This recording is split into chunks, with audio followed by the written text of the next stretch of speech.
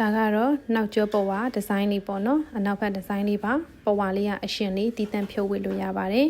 ခလိုင်းရမချောချောလေးအတွက်အလူပွဲတက်ဖို့အတွက်ချုပ်ပေးထားတဲ့ဝတ်စုံလေးပေါ့နော်လူကလည်းချောချောလှလှလေးဆိုတော့အင်းကြီးကိုလည်းရှင်းရှင်းတန်တန်ပုံစံလေးချုပ်ပေးထားတယ်ဒီဇိုင်းကိုအရင်မဆန်းပဲနဲ့အပားလေးတွေနဲ့ဆက်ပြီးတော့မှချုပ်ပေးထားတယ်ပေါ့နော်ပခုံးတဝက်ပြက်ကလေးကိုမှအောက်ကခထောင်အဝဲပုံစံမျိုးလေးယူပေးထားပါတယ် no bra အင်ကြီးလေးပေါ့နော်အတွင်းအပြင်နှလွာအချောချုပ်ပါပဝါလေးကတီးတန့်ဖယ်ပြီးတော့ဝတ်လို့ရပါတယ်ဒီလိုခြုံထားခြင်းလည်းရတယ်လက်ပေါ်တင်ထားခြင်းလည်းရတယ်ကိုဒီဇိုင်းမျိုးမျိုး free လုပ်လို့ရတဲ့ပုံစံမျိုးလေးလုပ်ပေးထားတယ်ပေါ့နော်ဒါကနောက်ဖက်မြင်ရတဲ့ပုံစံလေးပါဝတ်လိုက်တာအရန်လှပါတယ် fitting လာချတဲ့ချိန်မှာတစ်စက်မှာပြင်စရာမလိုဘဲနဲ့ကွက်တီလေးပေါ့နော်ပုံမရိုက်ထားလိုက်ရဘူးပေါ့နော်မြက်ကဒါကအင်ကြီးကိုပဝါခြုံထားပြီးရင်မြင်ရတဲ့ဒီဇိုင်းပုံစံလေးပေါ့နော်